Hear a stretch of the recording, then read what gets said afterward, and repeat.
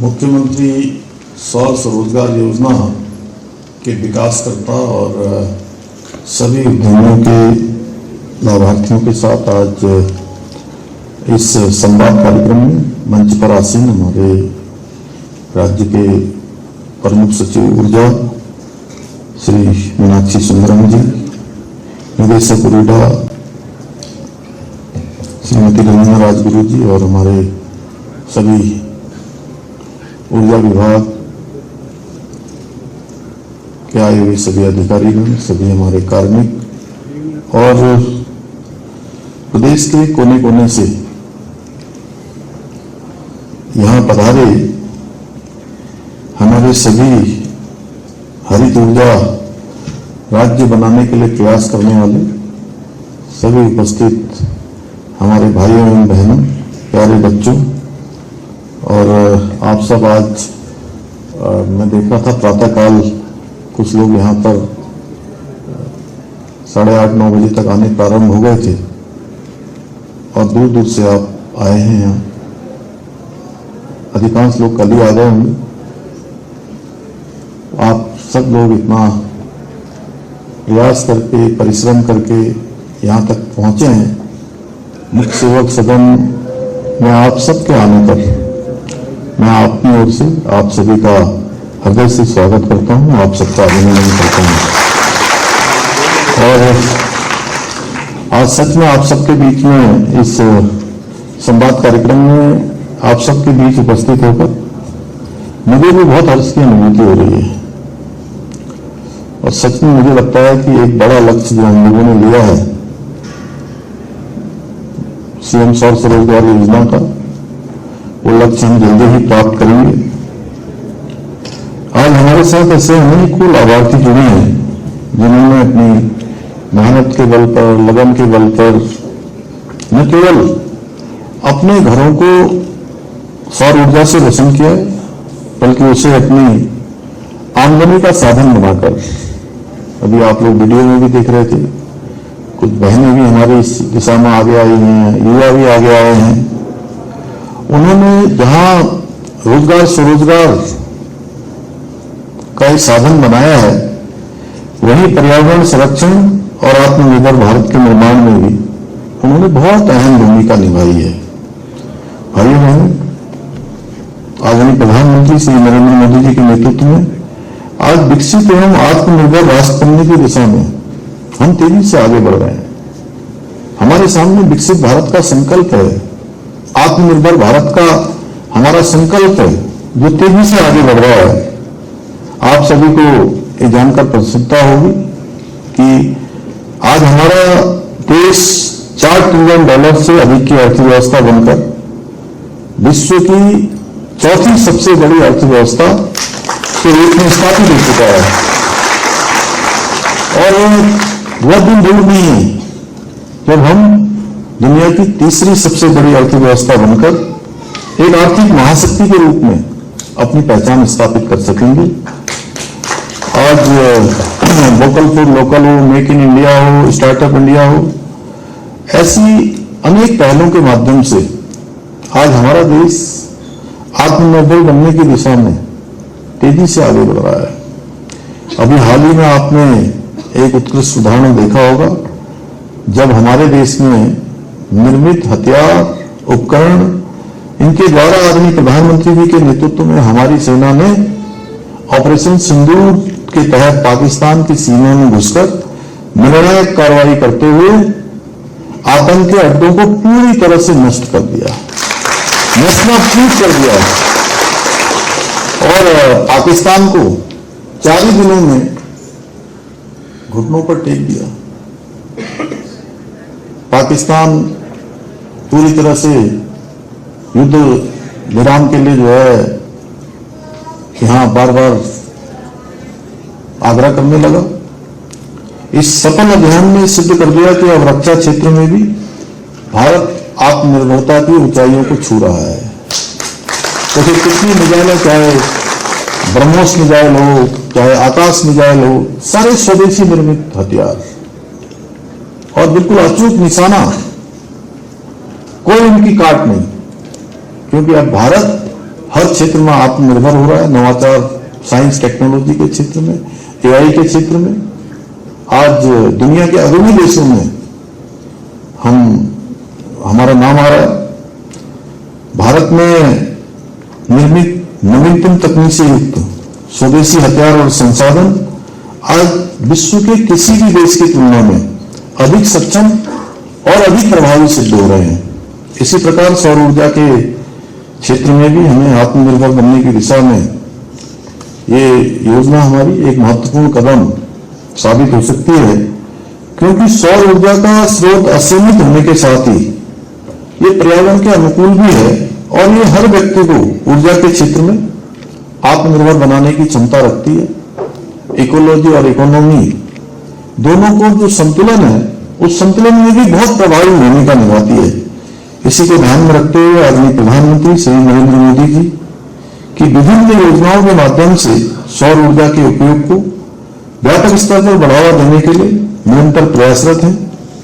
आज प्रधानमंत्री सूर्यघर योजना, पीएम कुसुम योजना जैसी योजनाओं के साथ ही भारत के नेतृत्व में इंटरनेशनल सोलर अलायंस का गठन और ऊर्जा के प्रयोग को बढ़ाने में भी बहुत महत्वपूर्ण भूमिका निभा रहा है।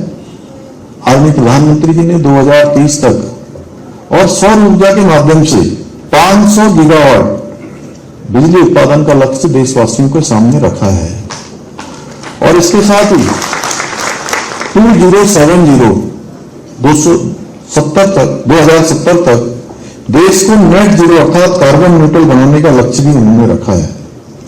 आदरणीय प्रधानमंत्री जी के मार्गदर्शन में हमारी प्रदेश की सरकार भी प्रदेश में सौर ऊर्जा के प्रयोग को लगातार प्रोत्साहित करने का प्रयास कर रही है और हमने प्रदेश में सौर ऊर्जा को बढ़ावा देने के उद्देश्य से ही सौर ऊर्जा नीति भी लागू की है, जिसके अंतर्गत 2027 तक हमने 250 मेगावाट सोलर क्षमता पाने का भी लक्ष्य रखा है। आने वाले कुछ वर्षों में हमारा लक्ष्य उत्तराखंड के हमारे सभी शासकीय भवनों को सोलर पावर से चलाने का है। उसके लिए हमने पिछले आम बजट में 100 करोड़ रुपए की धनराशि का प्रावधान भी किया है। आगे हम इसको और भी बढ़ाने वाले हैं। हमने जहां राज्य में रूफटॉप सोलर पॉइंट्स को बढ़ावा देने के लिए विशेष सब्सिडी प्रदान की, वहीं पीएम सूर्यघर योजना के माध्यम से सोलर पावर प्लांट्स की स्थापना के लिए लाभार्थियों को करोड़ों रुपए की सब्सिडी भी प्रदान की है। हमारी सरकार द्वारा राज्य में मुख्यमंत्री सौर स्वरोजगार योजना के अंतर्गत सोलर पावर प्लांट्स की स्थापना के माध्यम से स्वरोजगार के अवसरों को बढ़ावा दिया जा रहा है, जिसके अंतर्गत हमने 20 से लेकर 200 किलोवाट तक की परियोजनाएं स्थापित करने पर 20 से 50% का अनुदान हम प्रदान कर रहे हैं। साथ ही महिलाओं को, अनुसूचित जाति और जनजाति वर्ग के साथ साथ दिव्यांगजनों को 5% का अतिरिक्त अनुदान भी इस योजना के माध्यम से दिया जा रहा है। इस योजना के अंतर्गत जहां एक और संयंत्र स्थापित करने हेतु ऋण पर 4% की सब्सिडी दी जा रही है, वहीं यूपीसीएल द्वारा पावर परचेज एग्रीमेंट के माध्यम से 25 वर्षों का अनुबंध करके 4.64 रुपए प्रति यूनिट की दर से बिजली खरीद की गारंटी भी सुनिश्चित की गई है। इस पूरी प्रक्रिया को पारदर्शी और तकनीकी रूप से मजबूत बनाने के लिए हमने आवेदन से लेकर आवंटन तक की जितनी व्यवस्थाएं हैं उनको ऑनलाइन पोर्टल के माध्यम से सरल, सुलभ और दक्ष बनाया है। भाई बहनों, प्रदेशवासियों को सोलर प्लांट लगाने के लिए दूर दूर में जाना पड़े, अन्य स्थानों पर भटकना न पड़े, इसलिए हमने प्रदेश में सोलर वेंडरों की संख्या बढ़ाते हुए आवासीय क्षेत्र के लिए 365 वेंडरों को मान्यता प्रदान भी की है। इसके साथ ही हमारी सरकार ने नेट मीटरिंग की व्यवस्था को भी सरल बनाने के साथ ही 10 किलोवाट तक के सोलर सिस्टम को तकनीकी आकलन से बाहर रखा है, जिससे हमारे नागरिक सौर ऊर्जा को आसानी से अपना सकें, आसानी से इसका लाभ ले सकें। भाई बहनों, हम हमारे पहाड़ों से हो रहे पलायन को रोकने तथा स्थानीय अर्थव्यवस्था को बढ़ावा देने के लिए अनेक महत्वपूर्ण योजनाओं पर कार्य कर रहे हैं। एक जनपद 2 योजना के माध्यम से स्थानीय आजीविका के अवसरों को बढ़ावा दिया जा रहा है। वहीं हाउस ऑफ हिमालय ब्रांड, जिसके बारे में मैंने अभी उल्लेख किया था, इसने भी हमारे स्थानीय उत्पादकों को व्यापक पहचान दी है, हमारी मातृशक्ति को अनेक अवसर उपलब्ध कराए हैं। इसके अलावा हम state millet mission, farm machinery bank, apple mission, नई पर्यटन नीति, नई फिल्म नीति, होम स्टे, और जिसको प्रधानमंत्री जी बार बार अनेक मंचों पर हमारे राज्य में देशवासियों से, जिसके लिए उन्होंने कहा है बेड इन उत्तराखंड, यानी कि जो विदेशों में जाके मंगल कार्य करते हैं, अपने परिवार के विवाह आदि के कार्यक्रम करते हैं, उन सभी से उन्होंने कहा है कि विवाह के लिए सबसे अच्छा उपयुक्त स्थान कहीं है तो देवभूमि उत्तराखंड है। तो उसके लिए हम अनेक नए डेस्टिनेशन बनाने पर भी काम कर रहे हैं। हमारा यूआईडी डिपार्टमेंट लगातार उस दिशा में प्रयास कर रहा है और इन योजनाओं के माध्यम से अपनी अर्थव्यवस्था को मजबूती प्रदान करने का कार्य कर रहे हैं। इन योजनाओं से न केवल राज्य में रोजगार के अवसर बढ़ रहे हैं, बल्कि पर्यटन और कृषि के क्षेत्र की संभावनाओं के भी अनेक द्वार हमारे लिए खुल रहे हैं, अनेक रास्ते हमारे लिए बन रहे हैं। अनेक लोगों को इस रास्ते पर चलकर अपना रोजगार स्वरोजगार बनाने का अवसर मिल रहा है। और इसके साथ साथ हमने राज्य में अनेक ऐतिहासिक निर्णय भी लिए हैं, जिन्हें पूर्व के समय में पूर्व की सरकारों ने अपने राजनीतिक फायदे के लिए, स्वार्थ के लिए ठंडे बस्ते में डाल दिया था। हमें पूरे उत्तराखंड वासियों को एक गौरव प्राप्त हो गया है कि देश के अंदर सबसे पहले राज्य में रहने वाले हर एक व्यक्ति के लिए, कोई किसी जाति का हो, किसी पंथ का हो, किसी समुदाय का हो, सबके लिए, जिसमें भारत के संविधान के अनुच्छेद 44 में जिसका प्रावधान किया गया है कि सबके लिए एक समान कानून होना चाहिए, समान नागरिक संहिता हमारे प्रदेश में लागू हो गई है। साथ ही हमने प्रदेश में देश का सबसे प्रभावी नकल का कानून लागू कर दिया, जिसके परिणाम स्वरूप पिछले 3 वर्षों में 23,000 से अधिक युवाओं को सरकारी नौकरियां पाने में सफलता प्राप्त हुई है। और किसी भी एक भी मामले में कोई नकल का प्रकरण नहीं आया, कोई न्यायालय में नहीं गया, कोई विवाद नहीं आया, कोई पेन ड्राइव से नकल करता हुआ पकड़ा नहीं गया, कहीं पर्चा लीक नहीं हुआ, कोई परीक्षा किसी भी नकल के प्रभाव में नहीं आई, कहीं कोई भ्रष्टाचार का मामला नहीं आया।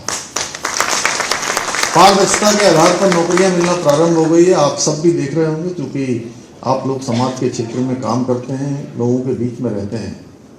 वही बच्चे, वही बेटी और बेटे जो पिछले कई सालों से परीक्षाओं में भाग ले रहे थे, लेकिन उनका चयन नहीं हो रहा था। नकल का कानून आने के बाद अब वही हमारे घर के बच्चे, अब वो एक साथ 4-4 परीक्षाओं में एक साथ उनका चयन हो रहा है, 4-4 नौकरियां उनको लग रही है, और बिना किसी भ्रष्टाचार के, बिना किसी नकल के, पारदर्शिता के साथ उनका आत्मविश्वास लौटा है, आत्मबल बढ़ा है। उनके माता पिता का भी प्रोत्साहन हुआ है कि अब ईमानदारी से अगर बच्चे पढ़ेंगे, तैयारी करेंगे, तो निश्चित रूप से उनको चयन का अवसर मिलेगा। पहले के समय में मानक होता था भ्रष्टाचार, नकल, तमाम प्रकार की गड़बड़ियां, ये चयन का मानक हुआ करता था। अब ये मानक बदल गए हैं। अब चयन का केवल एक मानक है पारदर्शिता, चयन का मानक है योग्यता, क्षमता और प्रतिभा जिसके अंदर होगी उसको चयन का अवसर अवश्य मिलेगा। भाई बहनों, हमारी सरकार देवभूमि उत्तराखंड के जो सांस्कृतिक मूल्य हैं, उसकी डेमोग्राफी, उसको सुरक्षित रखने के लिए भी पूर्ण रूप से प्रतिबद्ध है।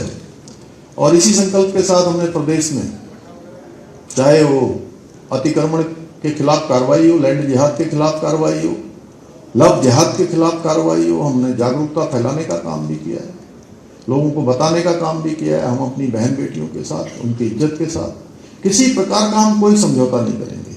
उत्तराखंड की जो हमारा मूल स्वरूप है, उस मूल स्वरूप से छेड़छाड़ करने वालों को भी किसी कीमत पर हम नहीं बख्शेंगे। थूक जिहाद जैसी घृणित मानसिकता हो, इसके खिलाफ भी हमने कड़ी कार्रवाई सुनिश्चित की है। साथ ही प्रदेश में हमने एक सख्त धर्मांतरण का कानून भी लागू किया है।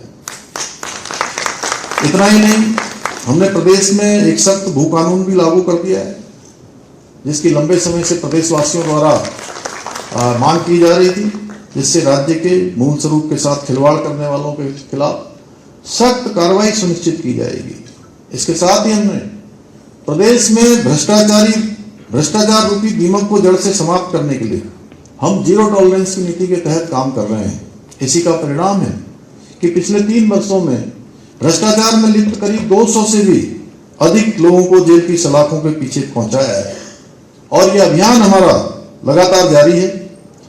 भाइयों बहनों, हमारी सरकार उत्तराखंड को देश का अग्रणी राज्य बनाने का हमारा जो विकल्प रहित संकल्प है उसको पूरा करने के लिए निरंतर कार्य कर रही है। मुझे पूरा विश्वास है कि हमारे इस संकल्प को साकार करने के लिए आप सभी हमारी सरकार के साथ कंधे से कंधा मिलाकर इसी प्रकार अपना सहयोग करते रहेंगे और हम मिलकर उत्तराखंड को ऊर्जा संपन्न राज्य बनाने के अपने लक्ष्य को अवश्य प्राप्त करेंगे।